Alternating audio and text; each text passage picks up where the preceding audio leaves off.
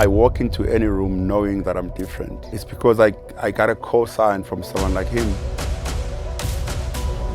I literally would be a potato if it wasn't for Oskido. Man, Oskido's like, he's genuine. He literally gave me my first big break. This man has done so much for so many people. Come on, Oskido. Hey, my friend. For life. He's that leader. Oskido is a Mandela of music. Before we were friends, like we see us smiling, drinking some wine today. We're the worst rivals. For me, it goes beyond just what he has done in my career. I think a lot of young people also need, if they're going to be serious in the music industry, they need to look into the business mind of Oskido. We time the game. We cannot say we got money in the game. We time because of his age, number one. We time because of his span. His achievements are my achievements. I'm looking at him and tell my brother is. As I can tell him, we are small, shall rotate. Piece. You know, the beautiful thing about Oskido is he's never been unreal.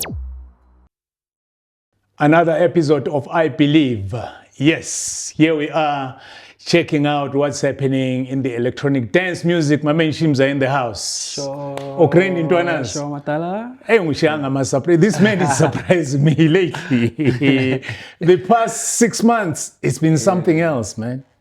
You know what? I'm checking my social media. I see you. You're in the studio with Afro. And then from there, you tweeted something. And I replied, I said, wow, this is La Liga. Yeah. This is La Liga. It's you know, Afro. Then the next thing, you're in the studio with him. The next thing, boom, you're out there in Coachella. Yeah.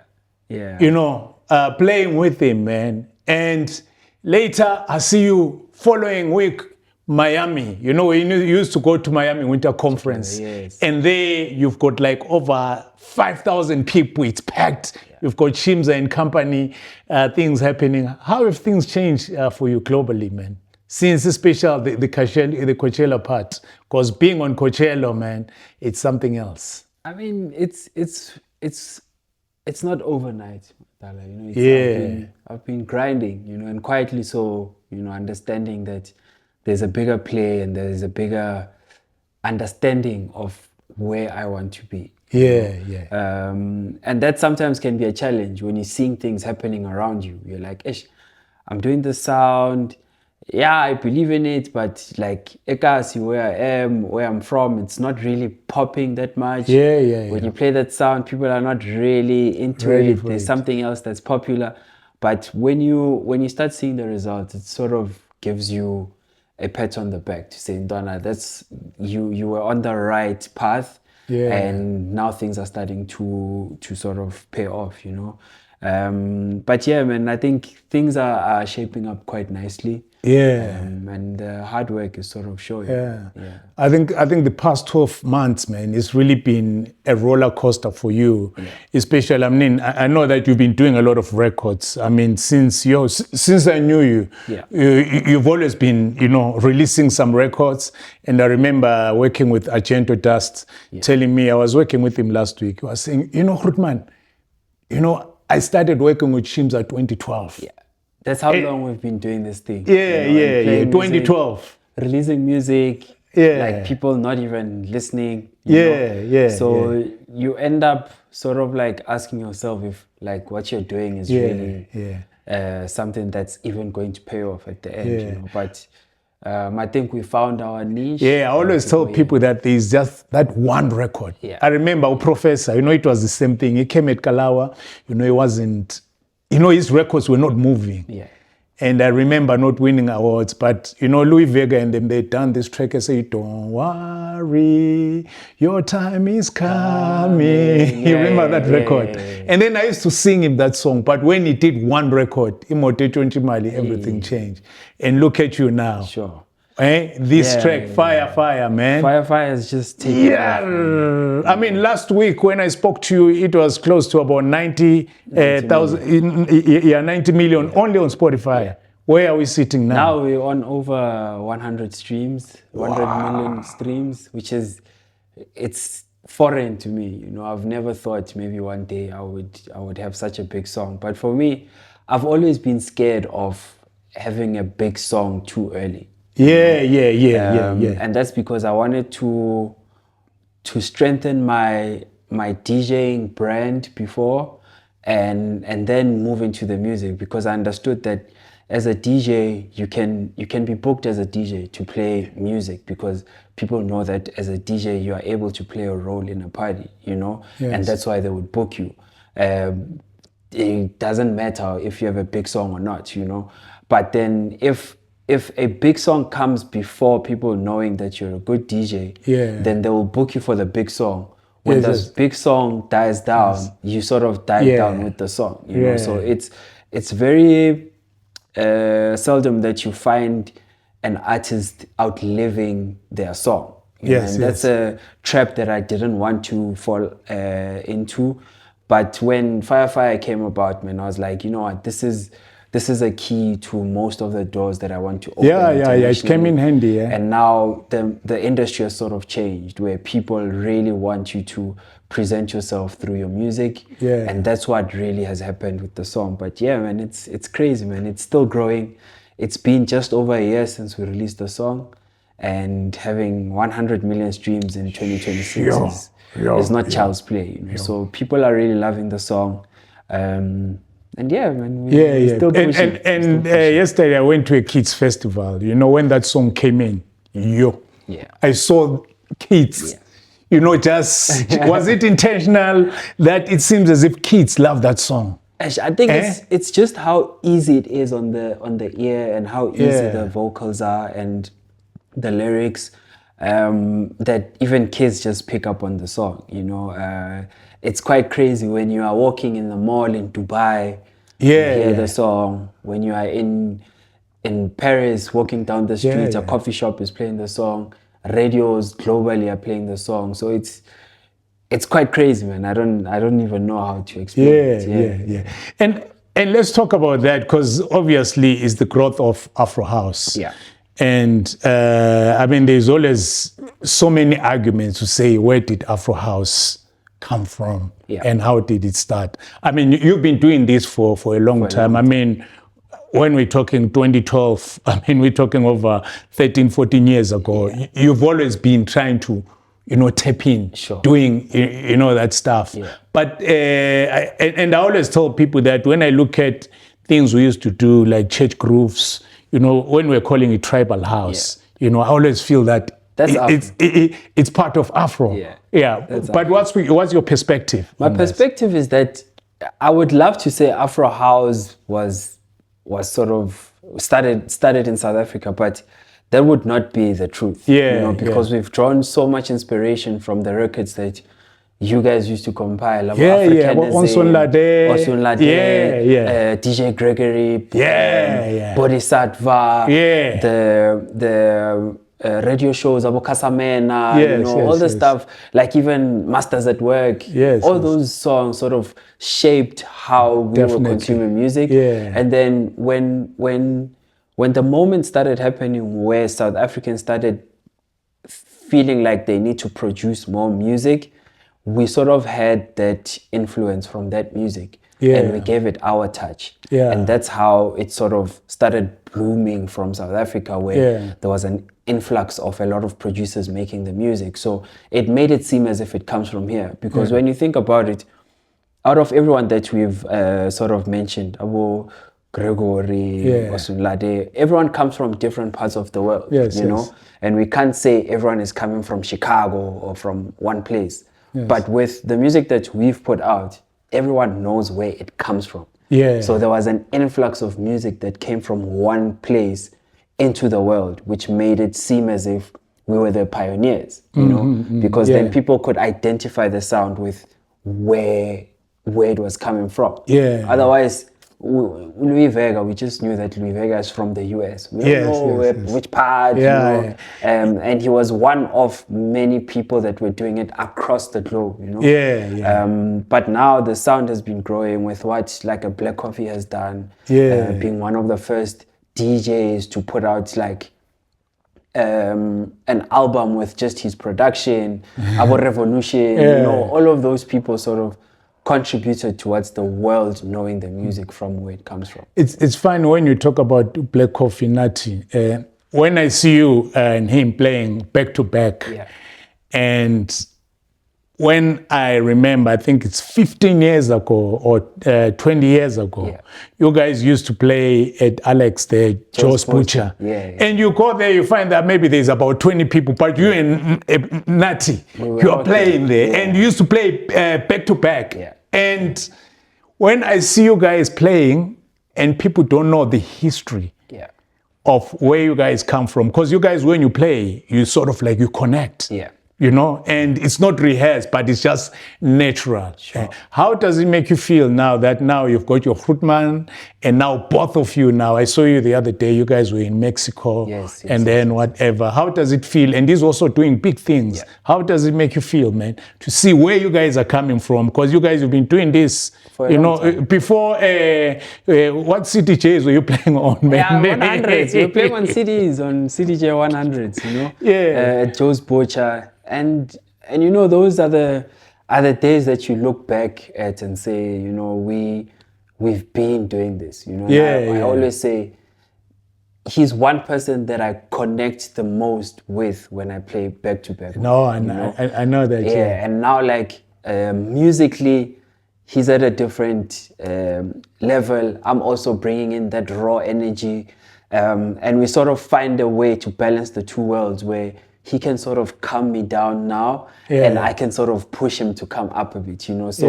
that energy for me is unmatched. I've never felt comfortable playing back to backs with a lot of people, but that's one person that I know. If you can just wake me up and say, you need to go back to back with Nati, I exactly know that at this point of the show, I need to follow him. He then follows me, and then we do our own thing, you know. So the history is there, you know, it's documented, even though there's not a lot of videos, but seeing where he is now with what he's doing and what I'm also trying to do with my career, I feel like in the future we can also go back to those Joe's Butcher moments. You know, and it's not when I look at it sometimes, like, we did back-to-backs literally, you know, on the decks. Now it's like, Ndwana, Bamba Ihai, Minang Bambi Pacha, Enibiza. That's like a back-to-back. You understand? So,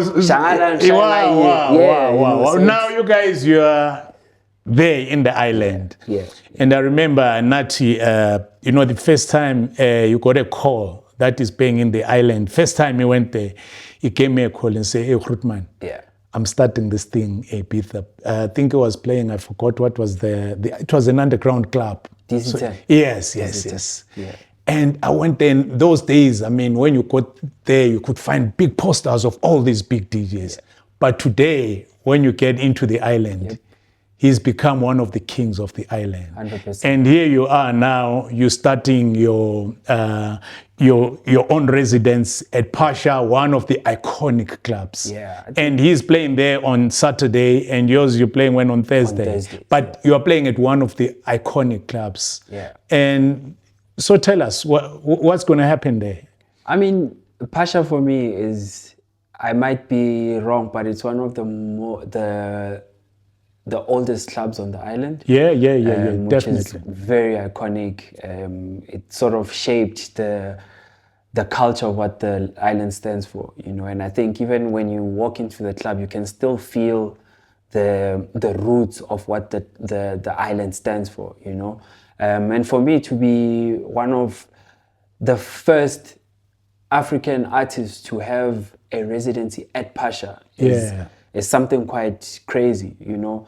And no one has ever heard this before. I don't think you also know about this, but Nati actually played a big role in me getting that residency. Wow. The guys called him up to have their own discussions, and they sort of asked him who they can sort of work with, and he was like, Shimza, you know. And for me, I'll always be grateful for that, you know. And that's not just to say he was just doing it for me, but he understood that he was opening a door that is going to open up other doors for other people especially from where we come from. You know, Yeah, I'm in a position now to have a say in bringing people onto the island and giving them that platform that they need to showcase what they can do internationally, you know, and given that baton from such an iconic artist like Black Coffee,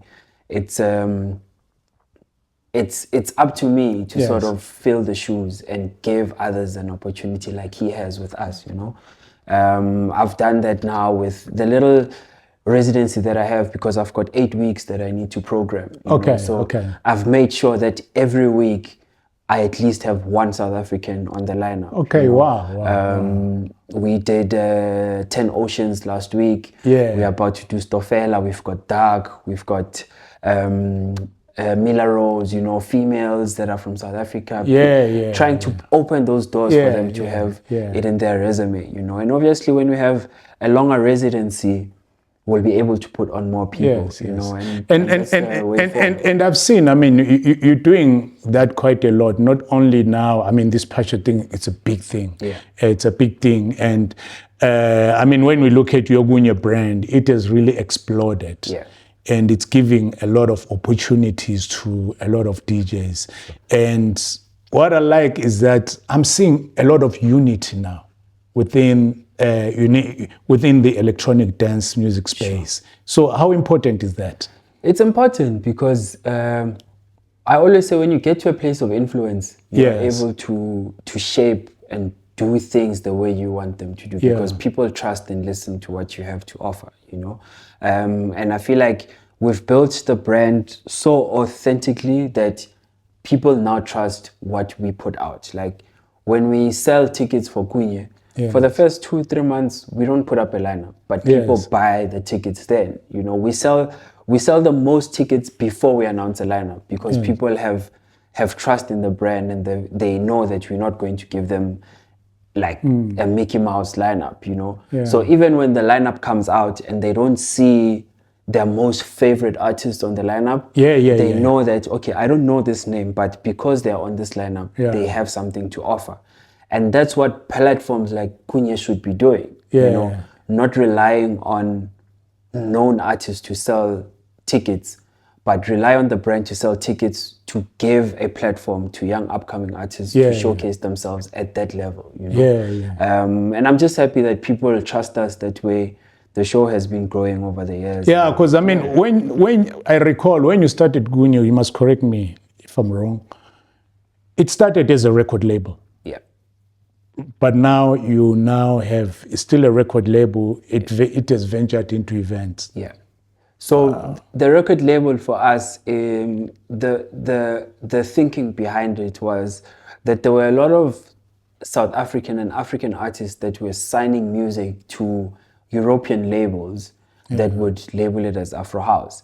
And we're like, we can't have European labels dictating what's out there to the world in a sound that we feel we should be championing. You know? So Kunye is that platform that is a mouthpiece to telling the world what the new sound is from Africa. You know, and not taking away from the contribution that all these European labels and American labels are doing because most of them are doing such a good job in pushing our sounds into places where ordinarily we would not be in a position to be in. But because a certain label has signed your song, certain people will listen to the song. And that's how the genre will grow, you know. So we're just playing a role of authentically telling the South African Afro House story from an authentic perspective. Nice. And when I look at your brand, right, you know, there are few artists or people in the entertainment space who, you know, some people, they just look at themselves as artists. But when I look at you, I've known you, I mean, when you were young, you know, from playing vinyls, coming to, you know, the conferences, sitting there, always being curious. But when I see, you know, it's like you plant a seed, then you see it germinating. And what is really striking me the most is your marketing skills. Yeah. You know, you didn't study marketing, right? I did actually. Oh, did you? I did. I studied marketing at Varsity College, but I didn't finish my degree. Like, okay, but you finished your matric. Yeah, I finished my matric. But when I look at your marketing skills, now when I look at the brand, which you can see, there is a Kunye brand, but now I see there's also a Shimza and Co. Yeah. There's a Shimza and Friends. You are able to differentiate yourself. And what I've seen is that you've now become a business. Can you tell me how important is that? Not to look at yourself only as a DJ, but it seems as if your revenue streams are flowing. The other day, when I was doing Big Day Out, you know, I was like, you know what, guys, I need to make money at the bar. I say, Shimza, I had to call Shimza. You know, it's good that you guys used to call me long back for advice. These days, I'm calling you guys. I had to say, Shimza, how do I make money at the bar? Sure. And then Shimza had to give me a plan how, because you know when you do an event, the bar it's a revenue stream. So when I look at your way of putting your revenue streams in all these brands, how are you able to do that? For me, I work a lot on feeling. You know, if something feels right for me, I go into it. But I also I'm very curious, like you're saying. Yeah. When I look at things, I just don't look at them from a face value and say, I'm going to do an event, and then I'm done. You know? I'm like, okay, cool. I do an event, who's doing the ticketing? Okay, it's Oskido. I need to go negotiate a better rate with Oskido than he would if I was just a random person. So instead of taking 5%, I'm like, I'll give you all my events. I've got 10 events a year. I need a better rate on my tickets, you know, so I save money from that. And then I look at the things that I sort of use at each and every event. I look at the furniture that we use in the VIP. Yeah. I've got a little bit of money and I can like move things around for now because I'm in a position to still generate income. Let me invest into furniture. That way I can invoice my own company to supply the furniture. The fencing. I know those are the things that every event that I do need. And I want to sort of work to owning the full value chain. You know, now I run the bars. I work with people that I trust at the bars for my shows like in Tembisa and all of that, you know. But not everyone is a business person. But me creating these small brands were obviously a way for me to create experiences that would help me express myself the way I want to. So you know when you're coming to a Shimza event, you are expecting to see, listen, hear, and experience what Shimza is all about. And I'm able to curate that for you from the time that you walk into the door until you leave. Because I don't have a promoter that thinks, Shimza won't sell the tickets on his own. So I need to put in if I'm in KZN, a Maskandi artist to play before him. What that does is that it brings a different type of audience that wouldn't understand what I'm trying to do. So you end up with a room full of people that are there to watch the Maskandi artist. But at the end of the day, when you go on, they sort of feel lost. You know? So curating a Kunye meant I could curate what people experience. And that for me was the most important thing. Because now when I have a robotic coming to play at Kunye, he's able to express himself because he understands that the people that are there for the music. You know? And that's how I've just formed everything around myself. Shimza & Co. is my headline show that I'm going to tour with globally. With that, I know I can get there. People don't expect me to sound like anyone else. They expect me to be Shimza, and that's what they're going to experience. So with the Kunye brand, that's what I'm trying to achieve, you know, where we are selling the experience to people in the way that makes the artists that are on the lineup be able to play freely. You know, they can test new music. They don't have to panic. So therefore, I need to play the biggest song right now. It has become a music event. We always say we are music first and everything after.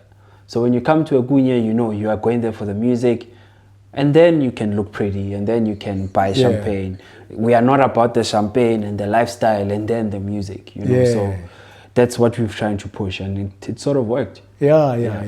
And what's next now? I mean, now you played at Tomorrowland, Coachella, all my biggest festivals, and now you've got this residency, which it's a big thing. The Pacha one, it's a big thing. What's next? I always say I don't plan my life. I always do what feels right at the moment that I know is going to contribute towards tomorrow. So when I do stuff today, it's not because I'm like, in the next 10 years, I want to be the biggest DJ in the world. I'm like, what makes sense for me to do now? Let me do a song with Afro because I feel like I'm at a level in which we can do something together. I have a song with him on my next EP that I'm dropping on Kunye Records, which is quite cool. We're doing Tomorrowland again this year. Wow. We did Coachella, doing Coachella again next year. So there's a lot that we're trying to do, but my biggest thing is to, one, grow the residency in Ibiza to being one of the most iconic nights on the island. Two, growing the Shimza & Co brand globally, because that's where we have full control of production and what people experience there. And you know what? One last thing I have to say is that, hey, my man, you've put in the hours. I've seen you putting in the hours. I think I knew you, I think you were 16. You were one of the youngest DJ who used to come to our DJ conferences from the vinyl era. You know, and I see a lot of young people, a lot of people wanting to get into the DJing space, because these days, I mean, everyone is a DJ. But if you can tell them how important it is when we're talking about putting on the hours. I mean, when we talk about your relationship with Unati Black Coffee, this was 20 years ago at Joe's Butcher. When you were young, how important is that, you know, for putting in the hours? And I can see you're still putting more than 10,000 hours. It's very important, you know, and I always say to people when they ask me how like for advice and stuff, I'm like, do something so much that you are known for it. You know, like if you're a producer and you're an Afro house producer, make so much music that people know you for it. Like I walked in here and robotic was here. My youngster. And it's because kid on the block. I've seen the guy online doing exactly the same thing, putting out music almost every day. You know? Yes. For me, I was like, I need to DJ. I need to put in as many hours as I can to DJ. Now I've got an opportunity to work overseas. And when my management was like, we're having requests from everywhere, I'm like, let's do it. I'm putting in the hours because I understand that the more I'm out there, the more people know about me, the more my fan base grows. And in that way, when my fan base grows, I'm able to then do less for more. You know, but now when I'm still at the point where I am in my career, I still believe I still need to do more so that in the future I can do less for more. You know? It's actually simple. You must do the hard work now so that it becomes easy. 100%. If you want to do the easy things now, it's going to be hard. All right. And I think it's quite important for us to also not forget about the psychological impact of what we are doing. You know? I travel a lot, so it means I'm away from my family for long times. I don't see my daughter, you know, friends, family. It's always difficult because every time you come back, you feel like you need to compensate for lost time, you know. So emotionally, it's a bit challenging. And also I've noticed that it's, you know, when you're overseas, there at times it becomes lonely. I mean, you are there, you're playing for 10,000 people and all of a sudden, boom, that disappears. You're in the hotel room alone. You're alone. So mentally, I think we need to speak about that so that people don't think it's just all roses, you know, gumnandi. They see all the 1-minute clips that you put online. They think it's just the party, you know. They need to understand that as you're coming up, just prepare yourself mentally and emotionally to be away from your friends, your family, being an what do you call these it? territories where nobody knows you. You don't know anyone, no one knows you, and you still need to get there and put up the best show that people have ever seen, you know. And also, because we are away, we live a lot on our phones. Yeah. On the phones, there are just people There's so who are much there, negativity coming towards you. Like, how do you deal with that mentally, emotionally, you know? Because Miss Blomesong, so I'm home with my friends, someone says something bad to me, I can show it to my friend, look at this one, we laugh it off, or like they just say, man, like yegaloyo muntu. And when you're alone, you don't have those people around you, so you sort of have to deal with everything alone. And for me, I've trained myself to sort of understand that, and it has made it easier for me to be able to deal with social media in understanding exactly what it is, you know. I mean, do you have any routines of like, because I mean, when you're talking about mental state, I've seen it, you know, a lot of our artists, or you know, what we've gone through, it breaks you, or it makes you. I've seen a lot of talent, even when it comes to soccer. I remember there was one soccer player, I won't mention his name, but he got to play in Europe. You know, but he was playing for a big club, and then, you know, then he was signed by a big club in Europe. But when he got there, the weather was terrible. Yeah. And all he wanted to do, normal, because we used to play Sunday at, you know, there's a club we used to play at Sunday. So soccer players used to come there. So he would call me, hey, how is the club on Sunday? When Tebe in July, he would come, hey, my man. And he ended up faking his injury just to come to Tebe in July. But he didn't want to go back there because he said the food, everything was rough. Mentally, he was missing the, you know, his kids. So is there a routine for you to get your mental state, I mean, to be ready for this? Yeah, I mean, I try and speak to my family as much as I can. Like, even though it's not that often. I'm generally not a talkative person, you know. But at least the phone has made it simpler for us to connect with the people that we love. Being in groups with friends helps. You know, when people share jokes and stuff. But not gossipers. But we gossip, yes, Matalas. We are humans, you know. We gossip, we talk about things and other people, and we laugh on the side. But it's not our life. We're not like that. We do just what entertains us, and that's it, you know. But you find that there are people that live for that, that go for people who are doing things, you know. And you sometimes look at people and you're like, bruh, your life is just to sit there and speak about what other people are doing wrong instead of you doing stuff for yourself, you know? And when you understand that yourself, you end up not being bothered by what nobody's saying about you, you know? And you have to count your blessings. Look what you've done, look what you're doing, look what you are doing for other people as well. And that for yourself should be enough. No, thank you, my man. You've done well, man. Thank you, man. And I really appreciate your support, man. You know, like my first 10 tables that I ever got was through the conference that you guys created. And that for me is something, that's a value that I got from just being in that space, thinking you guys didn't have to do a conference that had an impact in educating us about the music industry. And some of us are products of your gestures, you know. And really but I like it because now you're passing it on to different people. When I see guys like Tiki, you know, when I see what you are doing, the impact you are doing in the society. I mean, that Kunye thing, you know how many people are employed. When you have to go in, you know, putting in, you know, all these people in different spaces, you might not feel, I mean, for me, it makes me to be proud. I mean, these days, I give you a call, I give Nati a call and say, hey, I'll tell him, I won't. When my daughter was now, you know, she was doing a metric dance, and then she came in again with a dress saying this. I said, you know, it was very expensive. I said, I can't afford this. And all of them, they always go to Nati. Nati's always come on board to say, you know, here is a dress. Yesterday I was driving one of his biggest cars. I wanna like that Zinhle comes in and say, do hair. And I remember the other day, you put me up on your first radio show worldwide in 50 radio stations, you know, and Shimza, and I called him, I say, Shimza, because Shimza does the mixes for this radio show. You know, now it plays on about 50 territories all over the world.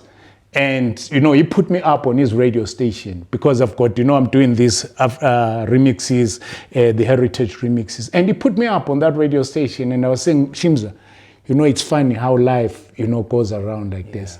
Because when I first got a national call to be on Metro FM, I wanted someone to mix. We're based in the regional radio station and I say, Shimza, I want to put on national station. And he's put me up worldwide. 360. Out here, man. Thanks, man. No, thank you so much, man. Appreciate Yeah, let's get busy. Cool. Sure.